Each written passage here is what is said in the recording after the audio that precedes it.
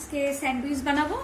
তো এই স্যান্ডউইচ বানানোর জন্য আমি ব্রেডগুলোকে একটু হালকা বাটার দিয়ে ভেজে নিয়েছি হালকা।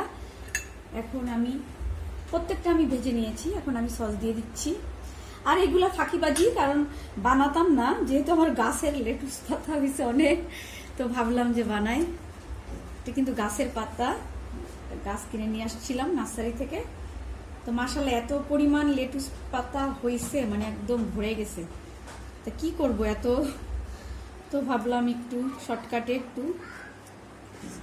স্যান্ডউইচ বানাই দিই বার্গারের মতনই। এটা হলো আমি ডিমটাকে ভেজে নিয়েছি আগে, ডিমটা ভেজে নিয়ে কাঁচামরিচ পেঁয়াজ দিয়ে তারপরে সস লাগাই নিলাম। এখন শসা দিয়ে দিলাম,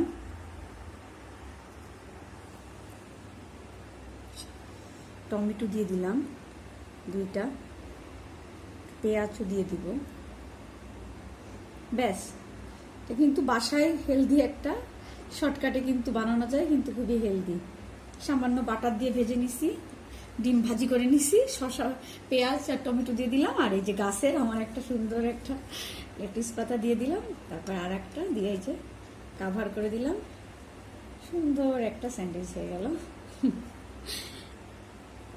তো এইভাবে আমি প্রত্যেকটা স্যান্ডউইচ এখন বানাই নিব আমাদের জন্য, যে বাকিগুলাও এখন তৈরি করে নিব, এখানে আছে।